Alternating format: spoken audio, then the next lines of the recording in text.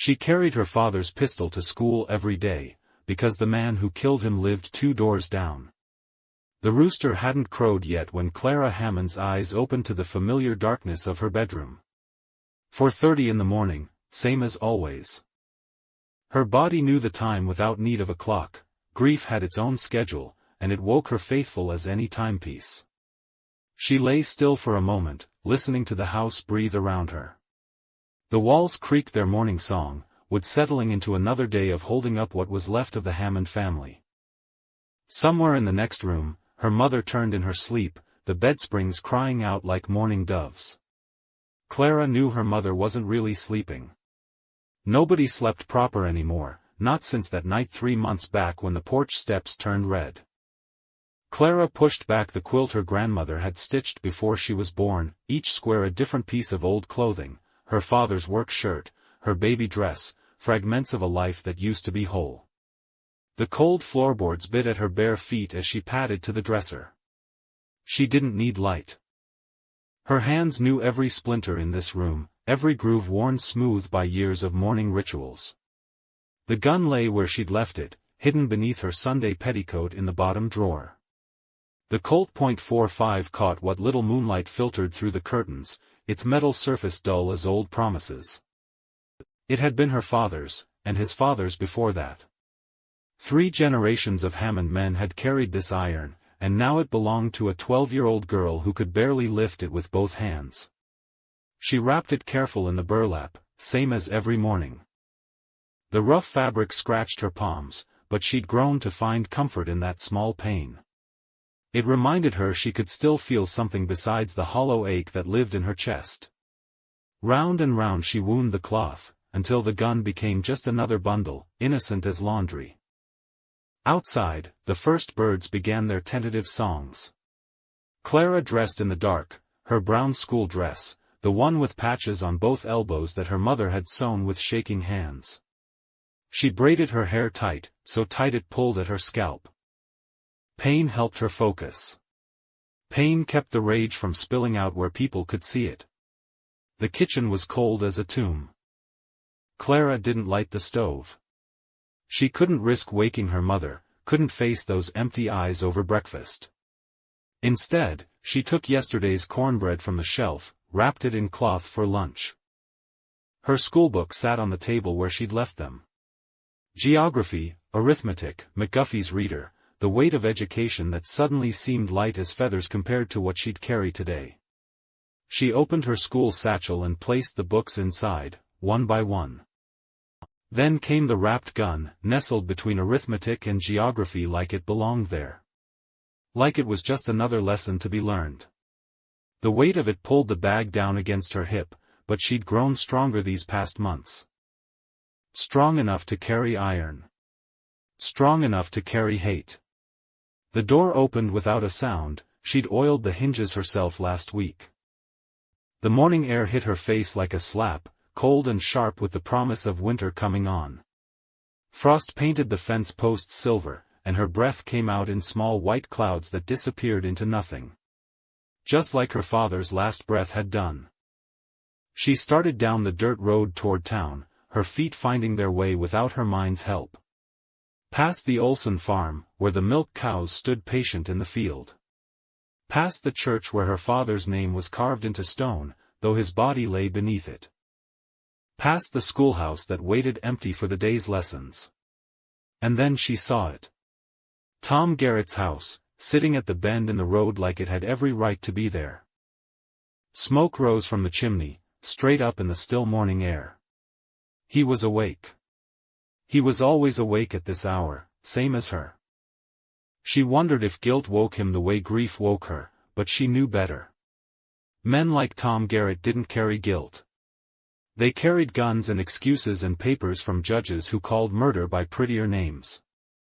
Clara stopped in the road, same as every morning. Her hand moved to her satchel, fingers finding the shape of the Colt through the fabric. She could feel its weight pulling at her shoulder, pulling at her soul. Inside that bundle of burlap lay the answer to every prayer she'd whispered into her pillow. Inside lay justice, wrapped up neat as a Christmas present. But not today. Today she had arithmetic to learn and words to spell and a teacher who'd ask why her essays always came back stained with tears. Today she had to be Clara Hammond, schoolgirl. Tomorrow she'd be the same. And the next day, and the next. The gun would wait. Iron was patient. It had waited 3 generations to find its way to her hands, and it could wait a little longer. She was only 12, but she understood patience now. Understood it the way winter understands spring, as something distant but inevitable. She forced her feet to move, to carry her past Tom Garrett's house without stopping. The smoke from his chimney followed her like a ghost, and she could swear she smelled blood in it. Or maybe that was just memory, playing its tricks again. By the time she reached the schoolhouse, other children had begun to arrive. They looked at her the way they always did now, careful, like she might break or explode. She sat at her desk and pulled out her books, the gun settling heavy at the bottom of her bag. Miss Patterson wrote the day's lesson on the board, chalk scratching like fingernails on wood. Clara opened her arithmetic book and stared at the numbers until they blurred. Somewhere beneath her desk, wrapped in burlap and patience, her father's gun waited. Some lessons couldn't be learned from books, and some problems couldn't be solved with arithmetic. But Clara had time. She had all the time in the world, and a memory that would never let her forget. The morning sun climbed higher, casting long shadows through the schoolhouse windows, and Clara Hammond began another day of waiting. The schoolhouse smelled of chalk dust and children's unwashed hair, of winter wool that had seen too many seasons and the faint sweetness of Miss Catherine's lavender water. Clara sat in the back row, 3rd seat from the window, where the morning light fell across her desk in a thin golden stripe. The small pistol pressed against her ribs beneath her coat, cold metal that had become as familiar as her own heartbeat. Miss Catherine stood at the front of the room, her back straight as a fence post, writing numbers on the blackboard with practiced strokes. The chalk made soft scratching sounds that filled the silence between her words. If Mary has 12 apples and gives away 4, how many does she have left? Her voice carried the careful patience of someone who had asked the same questions for 15 years. The other children raised their hands. Sarah Mitchell's arm shot up first, eager and certain. John Prescott waved his fingers like he was trying to catch flies. But Clara kept her hands folded on her desk, her eyes fixed on the wood grain that curved like a dried riverbed. She knew the answer, had known it before Miss Catherine finished asking, but words had become precious things, too valuable to spend on something as simple as arithmetic. Behind her, she heard the whispers. They thought they were being quiet, but their voices carried like smoke on still air. "That's the Hammond girl," Jenny Morrison breathed to her seatmate. "The one who saw her daddy die." The words cut through Clara like winter wind, sharp and unwelcome. "My mama says she ain't spoken a word since the trial," came another voice, thin and curious. "Says she just sits there and stares." Clara's shoulders tensed, but she didn't turn around. She had learned to carry their stares like stones in her pockets, heavy but manageable if she kept walking. The trial had been 3 months ago, 3 months of watching Tom Garrett sit in the defendant's chair with his hands folded and his eyes empty of remorse. 3 months of lawyers talking about self-defense and property rights while her father lay cold in the ground. The scratch of chalk on board stopped. Miss Catherine turned to face the class, her gray eyes sweeping across the rows of children like she was counting sheep. "Clara," she said gently, and Clara's head lifted despite herself. "Would you like to work the next problem?" Every face turned toward her. Clara felt the weight of their attention like a physical thing, pressing down on her chest until breathing became an effort. She shook her head once, small and quick, and looked back down at her hands. Miss Catherine's voice softened. "That's all right, dear. We'll try again tomorrow." But tomorrow would be the same. Tomorrow she would sit in the same seat, carry the same gun against the same ribs, and listen to the same whispers. The silence had become her skin now, something she wore instead of choosing. The morning dragged on through reading and geography. Clara followed along in her primer, tracing the words with her finger but not speaking them aloud. When Miss Catherine called on other students to read, Clara listened to their young voices stumble over syllables, their mistakes as innocent as spring rain. She remembered when words had come easy to her, when she had raised her hand for every question and recited poetry by heart for her father in the evenings. At noon, Miss Catherine rang the brass bell that meant lunch time. The children scattered like seed, some running outside to eat under the cottonwood tree, others clustering around the water bucket to drink from the shared tin cup. Clara stayed at her desk. She had brought nothing to eat, had forgotten again, or maybe just hadn't seen the point. Food was becoming like words, something other people needed more than she did. She was watching dust motes dance in the window light when a shadow fell across her desk.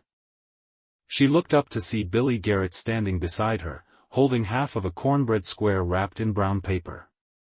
His face was serious, older than his 12 years should have allowed. "My mama packed extra," he said quietly, setting the bread on her desk. "Figured you might be hungry." Clara stared at the offering.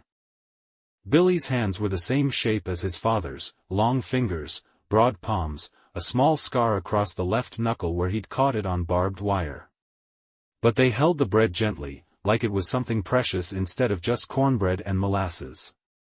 "I know what happened," Billy continued when she didn't respond. His voice was barely above a whisper, meant only for her ears. "I know what my pa did." He paused, swallowing hard. "I know it was wrong." The words hung between them like spider silk, fragile and unexpected. Clara felt something shift inside her chest, a small crack in the wall she had built around her heart. She looked up at Billy's face and saw not Tom Garrett's cold eyes, but something different. Something that carried its own weight of sorrow. She reached for the cornbread with trembling fingers. It was still warm from Billy's pocket, sweet with molasses and his mother's careful hands. She took a small bite, tasting kindness for the first time in months. It sat strange on her tongue, foreign but not unwelcome. Billy smiled then, small and sad and real. "It's good, ain't it? Mama says the secret is buttermilk in the batter." Clara nodded, still chewing. The bread was good, better than good. It tasted like forgiveness might, if forgiveness could be baked into something solid and shared. She took another bite, and another, until half the square was gone and her stomach remembered what hunger felt like. "Thank you," she whispered, so quiet the words were almost lost in the dust motes and afternoon silence. But Billy heard them. His smile grew wider, and for a moment the schoolhouse felt less like a place of whispers and more like what it was supposed to be, a place where children learned not just arithmetic and geography, but how to be kind to each other in a world that often forgot kindness altogether. The afternoon bell rang, calling them back to their lessons. Billy returned to his seat in the front row, and Clara watched him go, feeling the warm weight of cornbread in her stomach and something warmer in her chest. Maybe words weren't as precious as she'd thought. Maybe some words were meant to be spent, given away like bread to hungry hearts. Outside the window, dust devils danced across the schoolyard, carrying the scent of distant places and the promise that change, like weather, came whether you were ready or not. The storm came down from the mountains like a gray fist, battering the schoolhouse windows with rain and small hail. Clara sat at her desk watching the water streak down the glass, each drop racing its neighbor toward the windowsill. The other children had run for home when the first clouds gathered, their voices growing distant as they disappeared into the early dusk. But Clara had lingered, reluctant to face the empty cabin that waited for her beyond the storm. Miss Catherine moved around the room lighting oil lamps against the growing darkness. The flame light danced across the walls, making shadows of the alphabet letters that hung above the blackboard. She glanced toward Clara, her gray eyes soft with concern. "Your uncle will be worried if you don't come home soon," she said gently. Clara shook her head. Uncle Samuel would be at the saloon by now, drowning his own ghosts in whiskey and card games. He wouldn't notice her absence until morning, if then. The thought sat bitter in her throat, but she had grown used to bitter things. Lightning split the sky, followed by thunder that shook the schoolhouse walls. Miss Catherine set down the last lamp and walked to the window, her hands clasped behind her back. "I don't think this storm means to let up any time soon," she said, as if speaking to the weather itself. "Looks like we might be here for a while." The idea should have frightened Clara, being trapped in the empty schoolhouse with only her teacher for company. But instead she felt something like relief. Here, surrounded by books and lessons and the familiar smell of chalk dust, the world felt smaller. Manageable. The gun against her ribs seemed less necessary somehow, though she still felt its cold weight with every breath. Miss Catherine pulled a chair close to Clara's desk and sat down, her long skirts rustling like dried leaves. In the lamplight, her face looked younger than usual, the stern lines softened by shadow. "Are you hungry, dear? I have some biscuits in my desk drawer." Clara nodded, realizing she had forgotten to eat again. Miss Catherine fetched the biscuits wrapped in a checkered cloth, along with a small jar of honey and 2 tin cups. She poured water from the pitcher by the window, the sound gentle against the storm's fury. They ate in comfortable silence, the biscuits sweet and crumbly on Clara's tongue. The honey was golden in the lamplight, thick as amber when Miss Catherine drizzled it over the broken bread. Clara found herself watching her teacher's hands, careful, patient hands that had guided countless children through their letters and numbers. Hands that had never held a gun or pulled a trigger in anger. When the biscuits were gone, Miss Catherine leaned back in her chair and studied Clara's face. "You know," she said quietly, "I lost my father when I was about your age. Not the same way you lost yours, but gone all the same." Clara looked up, surprised. Miss Catherine rarely spoke of her life before the schoolhouse, before the careful routine of lessons and discipline that made up her days. "He was a minister back in Ohio," Miss Catherine continued, her voice soft as the rain against the windows. "Caught typhoid fever one winter when I was 11. I watched him waste away for 3 months, praying every night for God to make him well." She paused, her fingers tracing the edge of her cup. "When he died, I stopped believing in prayer. Stopped believing in much of anything for a long while." The storm seemed to grow quieter as she spoke, or maybe Clara was just listening harder. She had never imagined Miss Catherine as a child, as someone who had known loss and doubt and the particular weight of a world gone suddenly empty.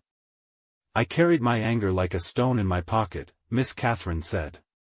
"Took it out and looked at it every day, polished it with my hurt until it was smooth and cold and perfect. But stones are heavy things, Clara.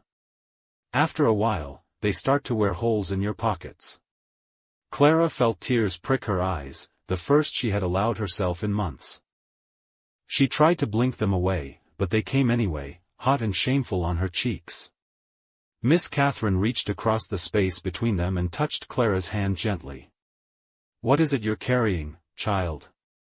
The question hung in the air like incense, sacred and unavoidable. Clara felt the gun shift against her ribs as she drew a shaky breath. Her hand moved to her coat without thinking, pressing against the hard shape beneath the wool. Miss Catherine's eyes followed the gesture, and Clara saw the moment of recognition cross her face. Not fear or shock, but a deep, tired sadness.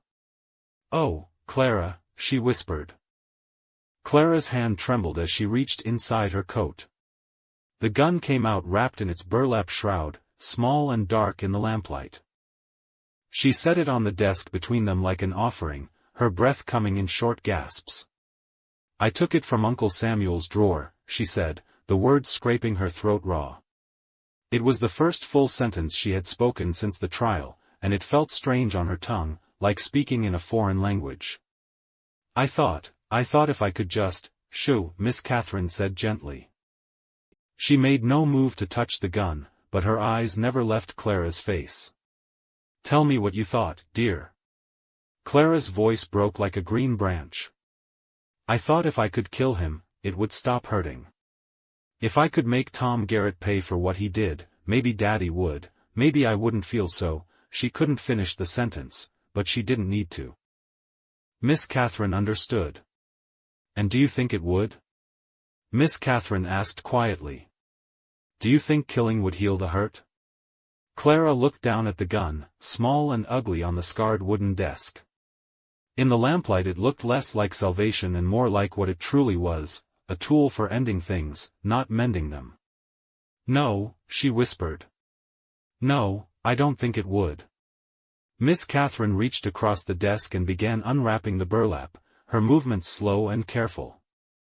The gun lay between them like a sleeping snake, all its terrible potential muted by the simple act of bringing it into the light. I think, Miss Catherine said gently, that some hurts can't be fixed with more hurting. Some stones are too heavy to carry, no matter how smooth they've become. She looked at Clara with eyes that had seen their own share of loss. Sometimes the bravest thing we can do is put them down. Outside, the storm began to weaken, its fury spent against the schoolhouse walls. Clara felt something loosen in her chest, like a knot finally coming undone. The gun still lay on the desk, but it seemed smaller now, less important than the teacher's kind eyes and the lamplight dancing on the walls. She wondered what it would feel like to walk without that weight against her ribs, to sleep without her hand curled around cold metal, to let the anger drain away like rainwater from a broken roof. The dust came before the sound, a brown cloud rising from the valley road like smoke from a fire that wouldn't catch. Clara Hammond saw it from the porch where she'd been standing since dawn, watching nothing and everything, the way people do when they're waiting for something they can't name. Then came the hoofbeats. Not the steady rhythm of a man going somewhere with purpose, but the broken gait of trouble riding hard toward home. She knew that sound. Every woman in the territory knew it, the sound that meant someone was bringing bad news wrapped in flesh and bone. The rifle leaned against the porch rail, close enough to grab. Her father's Winchester, heavy with more than just steel and wood. Heavy with 3 years of waiting for Tom Garrett to ride up this road again. 3 years since he'd shot her father dead over water rights that didn't matter anymore, not with the drought turning everything to dust and memory. But when the rider broke through the heat shimmer at the gate, Clara's hand stopped halfway to the gun. Tom Garrett sat hunched in his saddle like a question mark, and across his lap lay something that made Clara's heart forget its careful rhythm. A body. A woman's body, arms hanging loose as willow branches, dark hair streaming down like spilled ink. Clara. Tom's voice cracked across the distance, raw as wind through dead wood. It's your mother. The world tilted. The porch board seemed to shift under Clara's feet, and for a moment she was 10 years old again, watching her father teach her to shoot at tin cans lined up on the fence. Steady, he'd said. The hardest shot is the one you take when your heart's racing. Her mother. The words didn't want to fit together in her mind. Her mother had ridden out at first light to check the eastern pasture, same as every morning since Clara's father died. Strong hands on the reins, back straight as righteousness itself. Tom Garrett's horse stumbled to a stop at the porch steps.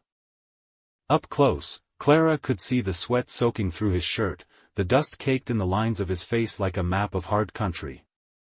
But it was his eyes that held her, not the cold blue she remembered from that day 3 years back, but something else. Something that looked almost like fear.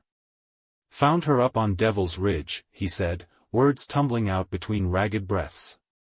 Horse must have spooked. She was. He swallowed hard. She was just lying there in the rocks. Still breathing, but she won't wake up. Clara's hands moved without her mind's permission, reaching for her mother's face.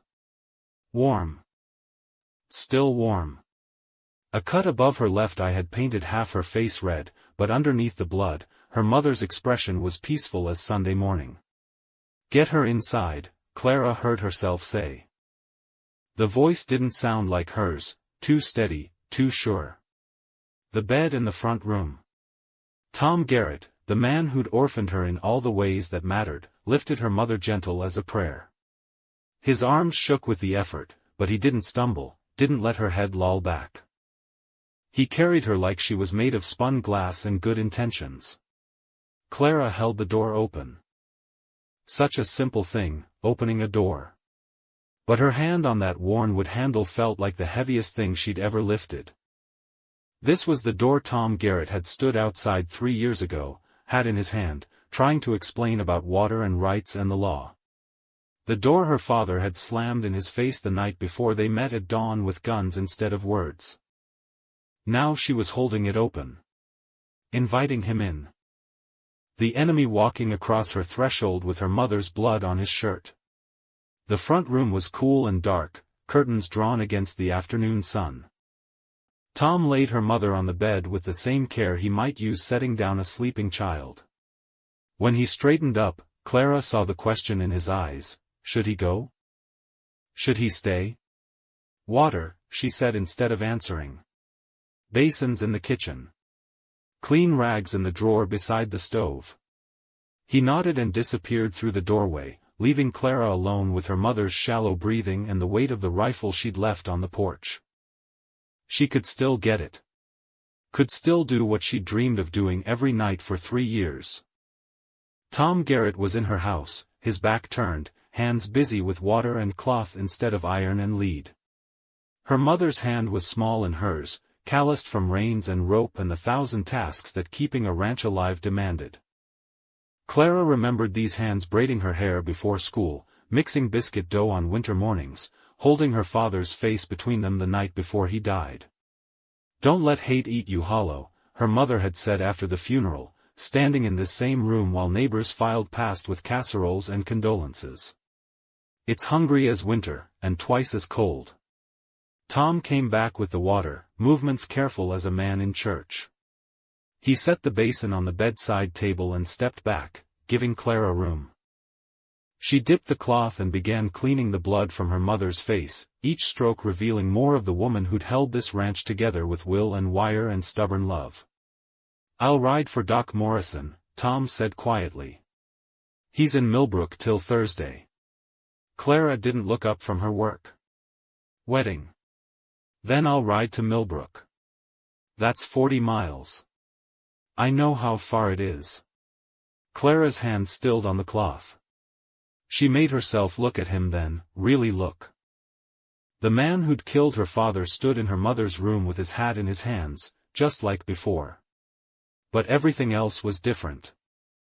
The afternoon light through the curtains caught the silver in his hair, the deep lines around his eyes. He looked older. Tired. Human. Why? The word came out smaller than she meant it to. Tom Garrett looked down at his boots, then back up at her. "Because I've got debts can't be paid with money. Because your mother's the only one in this valley still speaks to me like I'm a man instead of a mistake. Because..." He stopped, swallowed. "Because I've carried enough weight. Maybe it's time to set some down." Clara turned back to her mother, the cloth moving gentle across her skin. Outside, Tom's horse whinnied, ready to run again despite the hard miles already behind them. 40 miles to Millbrook. 40 miles back. In this heat, with a horse already tired, it would be a cruel ride. "There's a fresh horse in the barn," she said. "The bay mare. She's fast." She felt rather than saw Tom's nod.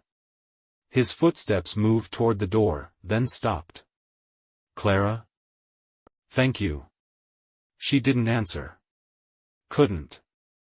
But when the door closed behind him and she heard his boots on the porch, heading for the barn, something inside her chest loosened just a little. Like a fist learning how to be a hand again. Her mother's breathing was steady now, deep and even as sleep. Clara dipped the cloth again, wringing it out careful, watching the pink water swirl in the basin. She thought about the rifle on the porch, about the weight of it, about choices made and unmade. When Tom Garrett rode out 10 minutes later on the bay mare, riding hard toward Millbrook in help, Clara stood at the window and watched him go. The dust of his passing hung in the air like a question, and in the quiet room behind her, her mother's breathing kept time with her own. Some doors, once opened, can never quite be closed the same way again.